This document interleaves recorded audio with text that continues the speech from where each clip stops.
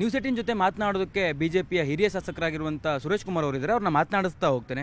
Sir, ನಿನ್ನೆ ನಡೆದಂಥ ಪರಿಷತ್ನ ಚುನಾವಣೆ ಬಿಜೆಪಿಗೆ ಎಚ್ಚರಿಕೆ ಗಂಟೆ ಅಂತ ಅನಿಸ್ತಾ ಇದೆಯಾ? ನಿಜಕ್ಕೂ ಎಚ್ಚರಿಕೆ ಗಂಟೆನೆ.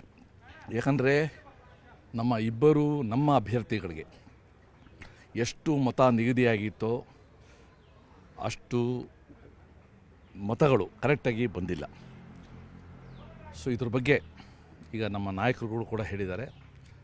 ಇನ್ನು ನಾವು ಕೆಲವೇ ದಿವಸದಲ್ಲಿ 2-3 ದಿವಸದಲ್ಲಿ ಪತ್ತೆ ಹಿಡಿತೀವಿ ನಾವು ಅಂತ. ನಾವೆಲ್ಲರೂ ಕೂಡ ಒಂದು ಪಕ್ಷದ ಚಿಹ್ನೆ ಮೇಲೆ ನಾವು ಗೆದ್ದಿರೋರು, ಪಕ್ಷದ ಕಾರ್ಯಕರ್ತರ ಪರಿಶ್ರಮದಿಂದ ಗೆದ್ದು ವಿಧಾನಸೌಧಕ್ಕೆ ಹೋಗಿರೋದು. ಸೊ ಪಕ್ಷದ ಋಣ ಅನ್ನೋದು ನಮ್ಮ ಮೇಲೆ ಇರುತ್ತೆ ಅನ್ನೋದನ್ನು ನಾಪ್ಕಟ್ಕೋಬೇಕು. ಯಾರು ಈ ರೀತಿ ಮಾಡಿದ್ದಾರೆ ಅದೊಂಥರ ದ್ರೋಹ ಬಗ್ದಂಗೆ ಆಗಿದೆ. ಅದನ್ನು ಯಾರು ಅಂತ ಕಂಡಿರ್ತಾರೆ. ಆದರೆ ನಿಜವಲ್ಲೂ ತಾವು ಹೇಳಿದಂಗೆ ರಾಜಕೀಯ ಪಕ್ಷವಾಗಿ ಇದೊಂದು ಎಚ್ಚರಿಕೆ ಗಂಟೆ. ಇದರ ಹಿನ್ನೆಲೆಯಲ್ಲಿ ನಾವು ಎಲ್ಲಿ ಎಡವಿದ್ದೀವಿ, ಯಾವುದನ್ನ ಸರಿ ಮಾಡ್ಕೋಬೇಕು, ಅದನ್ನು ಒಂದು ಪ್ರಮುಖ ಪ್ರತಿಪಕ್ಷವಾಗಿ ನಾವು ಇವತ್ತು ಅವಲೋಕನ ಮಾಡಿಕೊಳ್ಳೇಬೇಕು. ಸರ್, ಅಂದರೆ ನಾಯಕತ್ವದ ಮೇಲೆ ಏನಾದರೂ ಪ್ರಶ್ನೆ ಹೇಳ್ತಾ ಇದೆಯಾ ಅಂತ? ಅಂದರೆ ನಾಯಕತ್ವದ ಪ್ರಶ್ನೆಯ ಕಾರಣಕ್ಕಾಗಿ MLAಗಳು ಬೇರೆಯವರಿಗೆ ಮತ ಹಾಕಿದ್ರು ಅಂತ ಅನಿಸುತ್ತಾ, ಹೇಗೆ? ಇಲ್ಲ, ನಾಯಕತ್ವದ ಬಗ್ಗೆ ಆಗಿದ್ದರೆ ನನಗನ್ಸುತ್ತೆ ಇದ್ರ ಪ್ರಮಾಣ ಇನ್ನೂ ದೊಡ್ಡದಾಗ್ತಾಯಿತ್ತು. ಇದು ನಮ್ಗೆ ಗೊತ್ತಿರೋ ಪ್ರಕಾರ 4ರಿಂದ 5 ಮತ ಹೀಗಾಗಿದೆ ಅಂತ ಮಾಧ್ಯಮಗಳಲ್ಲಿ ಓದಿರೋದು. ಅದರಿಂದ ಇದರಲ್ಲಿ ವ್ಯಕ್ತಿ ದೋಷವೂ ಇದೆ. ಮತ್ತು ನಾವು ಇದನ್ನು ಸರಿಯಾಗಿ ಆಲೋಚನೆ ಮಾಡೋದ್ರಲ್ಲಿ ಇನ್ನು ಸ್ವಲ್ಪ ಗಂಭೀರವಾಗಿ ಯೋಚನೆ ಮಾಡಬೇಕಾಗಿತ್ತು. ಯಾವ ರೀತಿ ನಿಗಾ ಇಡಬೇಕು ಅಂತ ಮಾಡಬೇಕಾಗಿತ್ತು. ಆದರೆ ಒಟ್ಟಾರೆ ನಾವು ಯಾತಕ್ಕೆ ಈ ಪಕ್ಷದ ಮೂಲಕ ಇಲ್ಲಿ ಆಯ್ಕೆ ಆಗಿದ್ದೀವಿ ಅನ್ನೋದನ್ನ ನಾಯಕರಿಂದ ಹಿಡಿದು ಕಾರ್ಯಕರ್ತರು ಎಲ್ಲರೂ ಕೂಡ ನಾವು ಪಾಟ್ಕೋಬೇಕು. ಶಿಸ್ತಿನ ಪಕ್ಷ ಅಂತ ಬಿಜೆಪಿ ಕರೆದುಕೊಳ್ಳುತ್ತೆ. ಕೇವಲ ಕಾರ್ಯಕರ್ತರಿಗೆ ಮತ್ತು ಕೆಲವು ನಾಯಕರಿಗೆ ಮಾತ್ರ ಈ ಶಿಸ್ತು ಸೀಮಿತ ಆಯಿತಾ ಅಂತ? MLAಗಳಿಗೆ ಶಿಸ್ತಿಲ್ವಾಗಿದ್ದರೆ? MLAಗಳು ಯಾವುದಕ್ಕೂ ಕೂಡ ಅತೀತರಲ್ಲ. ಅವರು MLAಗಳು ಬೇಸಿಕಲಿ ಅವರ ಕಾರ್ಯಕರ್ತರು. ಪಕ್ಷ ಅವರ ಒಂದು ಕ್ಷಮತೆ ನೋಡಿ ಟಿಕೆಟ್ ಕೊಟ್ಟು ಅವ್ರು ಗೆದ್ದಿದ್ದಾರೆ. ಆದರೆ ಏನೇ ಸ್ಥಾನಕ್ಕೆ ಹೋದರು, MLA, MP, ಮಿನಿಸ್ಟ್ರು ಹೋದರೂ ಕೂಡ ನಾವು ಕಾರ್ಯಕರ್ತ ಅನ್ನೋದು ಯಾವುದು ಕೂಡ ಮರಿಬಾರ್ದು. ನಮಗೆ ನಮ್ಮ ಪಕ್ಷಕ್ಕಿರುವ ಆ ಸಂಬಂಧ ಇದೆಯಲ್ಲ, ಆ ತಾಯಿ ಮಗುವಿನ ಸಂಬಂಧ, ಅದನ್ನು ಯಾವತ್ತೂ ಕೂಡ ನಾವು ಕಡೆಗಾಣಿಸ್ಬಾರ್ದು. ಅದು ಕಡೆಗಾಣಿಸಿದ್ರೆ ಪ್ರಾಯಶಃ ಆ ವ್ಯಕ್ತಿದು ಬೆಳವಣಿಗೆ ಅಲ್ಲಿಗೆ ಇತಿಶ್ರೇ ಆಡುತ್ತೆ. ಗೌಪ್ಯ ಮತದಾನ ಹೇಗಿದ್ರೂ ನಾವು ಯಾರಿಗೆ ಓಟ್ ಹಾಕಿದ್ದೇವೆ ಅನ್ನೋದು ಗೊತ್ತಾಗೋದಿಲ್ಲ ಅನ್ನುವಂಥ ಒಂದೇ ಒಂದು ಉದ್ದೇಶವನ್ನು ಇಟ್ಟುಕೊಂಡು ಈ ರೀತಿಯಾಗಿ ಮಾಡಿರುವಂಥ ಶಾಸಕರಿಗೆ ತಾವೇನು ಹೇಳ್ತೀರಿ? ನೋಡಿ, ಅಲ್ಟಿಮೇಟ್ಲಿ ಆತ್ಮಸಾಕ್ಷಿ ಅಂತ ಒಂದಿದೆ. ಆತ್ಮಸಾಕ್ಷಿನ ಯಾರು ಕೂಡ ವಂಚನೆ ಮಾಡೋಕ್ಕಾಗೋದಿಲ್ಲ. ಅವ್ರಿಗೇನೆ ಒಂದು ದಿವಸ ಗೊತ್ತಾಗತ್ತಿದು. ಅವರು ಕೂಡ ಇದನ್ನೇ ಯಾವತ್ತೋ ಒಂದು ದಿವಸ ಫೇಸ್ ಮಾಡ್ತಾರೆ. ನೋಡಿ, ಪೊಲೀಸವ್ರು ಕಾಣ ತಕ್ಷಣ ಹೆಲ್ಮೆಟ್ ಹಾಕೊಳ್ಳೋದಿದೆಯಲ್ಲ, ಇದು ಒಳ್ಳೆಯದಲ್ಲ. ನಮ್ಮ ತಲೆ ರಕ್ಷಣೆಗೋಸ್ಕರ ನಾವು ಹಾಕೋಬೇಕು.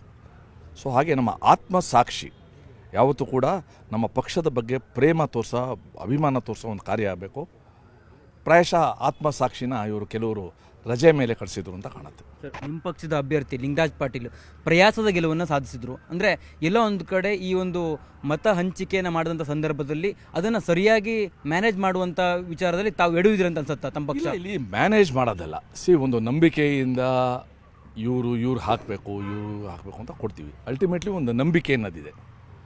ಪ್ರಾಯಶಃ ನಂಬಿಕೆ ಇಟ್ಟಿದ್ದೇ ತಪ್ಪಾದರೆ ಇದು ನಿಜವಾಗ್ಲೂ ಕೂಡ ತಪ್ಪೇ, ಅಪರಾಧನೇ.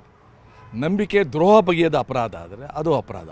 ಆದರೆ ನಾನು ಹೇಳ್ದಂಗೆ ಇದನ್ನೆಲ್ಲನೂ ಕೂಡ ಇವತ್ತು ನಾವು ಆತ್ಮಾವಲೋಕನ ಮಾಡ್ಕೋಬೇಕು. ಇದೊಂದು ಎಚ್ಚರಿಕೆ ಗಂಟೆ.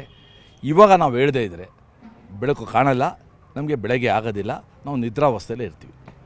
ಅಂದರೆ ವಿಪಕ್ಷ ಅಂದರೆ ಕಾಂಗ್ರೆಸ್ ಹೇಳ್ತಾ ಇದೆ ಬಿಜೆಪಿ ಅಡ್ಡ ಮತದಾನ CM DK ಶಿವಕುಮಾರ್ ಅವರ ನಾಯಕತ್ವಕ್ಕೆ ಸಂದಂಥದ್ದು ಅಂತ ಹೇಳ್ತಾ ಇದ್ದಾರೆ. ಅಲ್ಲ, ಸಹಜವಾಗಿ ಅವರು ಇವತ್ತು 5 ಅಭ್ಯರ್ಥಿಗಳು ಗೆದ್ದಾಗ ಅವ್ರಿಗೆ ಅನಿಸೋದು ಸಹಜ.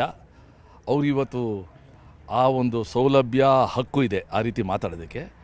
ಅವರಿಗೆ ನಾನು ಶುಭಾಶಯಗಳನ್ನ ಕೊಡ್ತೀನಿ. ಆದರೆ ನಾವು ಕೂಡ ಇದರಿಂದ ನಾವು ಏನು ಮಾಡಿದ್ವು, ನಾವು ಎಲ್ಲಿ ಇಡುವುದು ನಾವು, ಯಾಕಂದರೆ ಇದೊಂದು ಭಾಳ ಒಂದು ಒಳ್ಳೆಯ ಅವಕಾಶ ಆಯಿತು ನಮ್ಮ ಶಕ್ತಿನ ತೋರಿಸೋದಕ್ಕೆ, ನಮ್ಮ ಒಗ್ಗಟ್ಟನ್ನು ತೋರಿಸೋದಕ್ಕೆ. ಎಲ್ಲಿ ಇಡುವುದು ಅಂತ ಅದನ್ನು ಅವಲೋಕನ ಮಾಡ್ತೀವಿ. ಯಾರು ಅಡ್ಡ ಮತದಾನ ಮಾಡಿದ್ದಾರೆ ಅನ್ನೋಂಥದ್ದನ್ನು ಪತ್ತೆ ಹಚ್ಚೋದ್ರಲ್ಲಿ ತಾವು ಯಶಸ್ಸು ಆಗ್ತೀರಾ? ಈಗಾಗಲೇ ನಾಯಕರಿಗೆ ಕೆಲವ್ರ ಮೇಲೆ ಬಂದಿದೆ, ಅವ್ರವ್ರದೇ ಕಾರಣದಿಂದ ಯಾಕೆ ಹೀಗಾಗಿದೆ ಅಂತ. ಸೊ ಅವರು ಭಾಳ ಸ್ಪಷ್ಟವಾಗಿ ಹೇಳಿದ್ದಾರೆ, ನಾವು ಕಂಡುಹಿಡಿತೀವಿ ಅಂತ. ಮತ್ತು ಹಿಂದೆ ನಾವು ಕಂಡುಹಿಡಿತಿದ್ದೀವಿ. ವಿಜಯ್ ಮಲ್ಯ ಚುನಾವಣೆ ನಿಂತಾಗೂ ಕೂಡ ರಾಜ್ಯಸಭೆಗೆ ನಾವು ನೋಡಿದ್ವಿ, ನಾವು ಕಂಡುಹಿಡಿತೀವಿ. ಅದು ನಮ್ಮ ಪ್ರಮುಖರು ಆ ಒಂದು ಯತ್ನದಲ್ಲಿ ಇದ್ದಾರೆ. ಅವರು ಕ್ರಮ ಆಗುತ್ತೆ. ಇದಿಷ್ಟು ಶಾಸಕರಾಗಿರುವಂಥ ಸುರೇಶ್ ಕುಮಾರ್ ಅವರು ಹೇಳ್ತಿರುವಂಥ ಮಾತು. ಅಡ್ಡ ಮತದಾನ ಯಾರು ಮಾಡಿದಾರಲ್ಲ ಅವರು ಅವರ ಆತ್ಮಾವಲೋಕನ ಮಾಡಬೇಕು ಅನ್ನುವಂಥ ರೀತಿಯಲ್ಲೂ ಕೂಡ ಅವರು ಹೇಳ್ತಾ ಇರ್ತಕ್ಕಂಥ. ಜೊತೆಗೆ ಪಕ್ಷದಲ್ಲಿ ನಾವು ಈ ಒಂದೆರಡು ದಿನಗಳ ಅವಧಿಯ ಒಳಗಾಗಿ ಯಾರು ಅಡ್ಡ ಮತದಾನವನ್ನು ಮಾಡಿದ್ದಾರೆ ಅನ್ನೋದನ್ನು ಕಂಡುಹಿಡಿತೀವಿ, ಅವ್ರ ಮೇಲೆ ಕ್ರಮವೂ ಕೂಡ ಆಗತ್ತೆ ಅನ್ನುವಂಥ ಮಾತನ್ನು ಹೇಳ್ತಾ ಇರುವಂಥದ್ದು. ಕ್ಯಾಮ್ರಾ ಪರ್ಸನ್ ಶ್ರೀನಿವಾಸುల ಜೊತೆ ಕಾರ್ತಿಕ್, ನ್ಯೂಸ್ 18 ಕನ್ನಡ, ಬೆಂಗಳೂರು. ನಿರ್ಭೀತ, ನಿಷ್ಪಕ್ಷಪಾತ, ವಿಶ್ವಾಸಾರ್ಹ ಸುದ್ದಿಗಳಿಗೆ ಹೆಸರಾಗಿರುವ ನ್ಯೂಸ್ 18 ಕನ್ನಡ ಈಗ ಆಪ್ನಲ್ಲೂ ಲಭ್ಯವಿದೆ. ದಯವಿಟ್ಟು ಇಲ್ಲಿರುವ QR ಕೋಡ್ನ ಸ್ಕ್ಯಾನ್ ಮಾಡಿಕೊಂಡು ಆಪ್ ಡೌನ್ಲೋಡ್ ಮಾಡೋದಕ್ಕೆ ಮರಿಬೇಡಿ. ನಿಮ್ಮ ಬೆಂಬಲ ಹೀಗೆ ಸದಾ ನಮ್ಮೊಂದಿಗಿರಲಿ. ಧನ್ಯವಾದ.